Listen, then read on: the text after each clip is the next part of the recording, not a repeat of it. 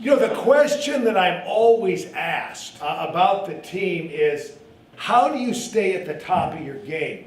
During my coaching career, I saw a lot of really good players, a lot of really good teams and coaches, but I only saw a handful of great players.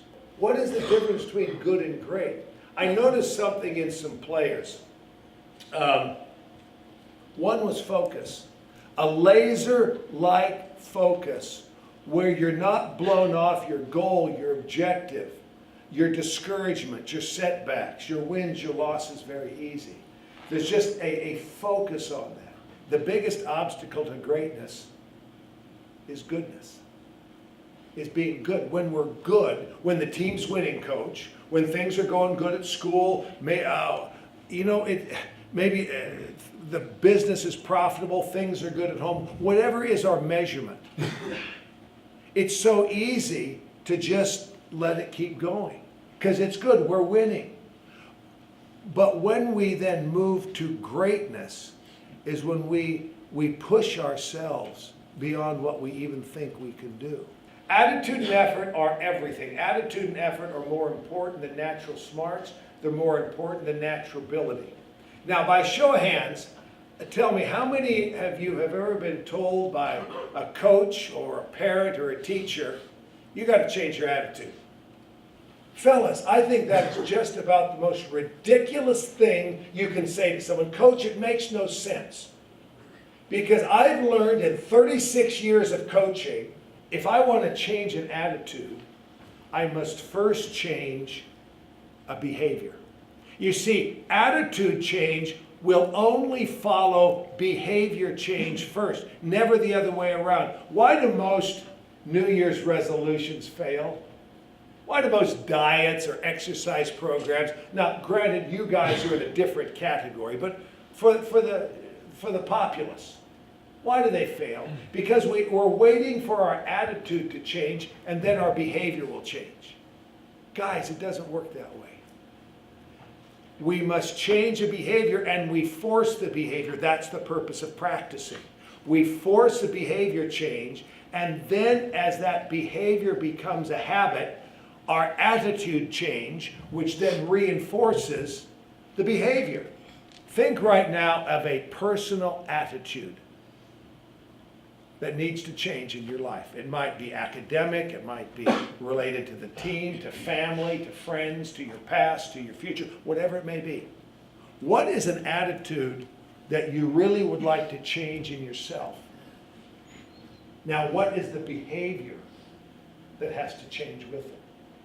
Is there an attitude on the team? I'm not suggesting there is, but is there an attitude amongst the team or part of the team that needs to change? Is it about off-season training? Is it about competing for position? Is it about coaches? Is it about players? Is it about whatever? Identify that. If you want to be a champion, identify a behavior that must change today, and that will change the attitude. It was August of 2009. I was sitting in my office in Salt Lake City, and the telephone rang. Well, that happens about 200 times a day. I just picked it up and I said, "Hello, this is Larry." A voice on the other end said, "Hello, Coach, this is Bronco Mendenhall." Now, at the time, he was the head coach of the BYU football team. He's now head coach of the University of Virginia. And I said, "Well, hello back at you, Coach. What can I do for you?"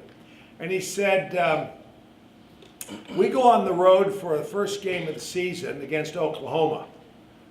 And at the time, they were rated number 3 in the nation. Sam Bradford was the QB, who's now the starting quarterback for the Minnesota Vikings. You know, and Bradford, just a heck of a ball player. And he said, "We're going down there. They're rated number 3 in the nation. Nobody gives us a chance against Oklahoma, against the Sooners.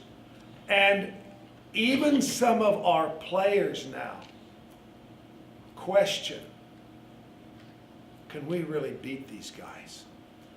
Would you come down?" And he told me that they've been talking to him as coaches, and it's the pep talk and the rah-rah talk and all that, but a coach just knows when there's a question mark or a doubt in a team. And you as players know, you can feel it. And he said, would you come down and talk to the team before we leave to play Oklahoma? And I said, yes, I'd be happy to. It'd be an honor, it'd be a privilege. So a couple days later, I'm down in a room very similar to this at the BYU campus in Provo. And I talked to them about attitude and effort, about changing behaviors. I talked about an internal study that the Patriots did. It was somewhere around 2000. And they looked at 20 years of film. They broke down every game, every play, and they're saying, why did we win? Why did we lose? And they pushed aside the blowout games. They were looking at games that are in play. In play means it's within 8 points. Saying, why do we win? Why do we lose? And they came to the determination that every game that was in play came down to 4 or 5 plays. Now the good news is we know that your games are going to come down to 4 or 5 plays. What's the bad news? What's the bad news? You don't know when those plays are going to come. Why do we coach you to play like this? Why do we coach you to play on your toes so that you can react instinctively? I don't have time to get out the playbook.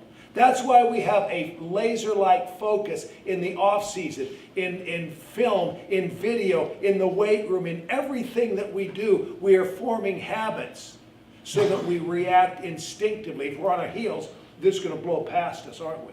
So I said, your game with Oklahoma, fellas, is going to come down to 3 or 4 or 5 plays.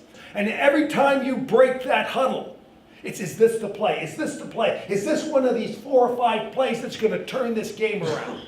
And I said, that's what you've got to do. Start, and you do it in practice to develop the change of behavior, to develop the habit where it comes instinctively. Is this the play? Is this the play? Is this the play?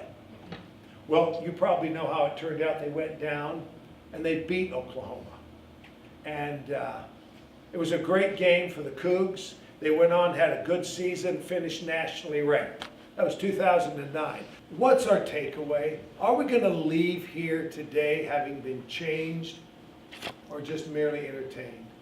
Is your daily routines in school, in academics, with the team, in the weight room, are you changing or are you just biding time? Our takeaways are these, 3 of them today. What is an attitude that I want to change? And what is the behavior that must change first? Our second takeaway is what is important now? Where do I want to be as a student athlete in the classroom and on the field? Where do I want to be in my personal life?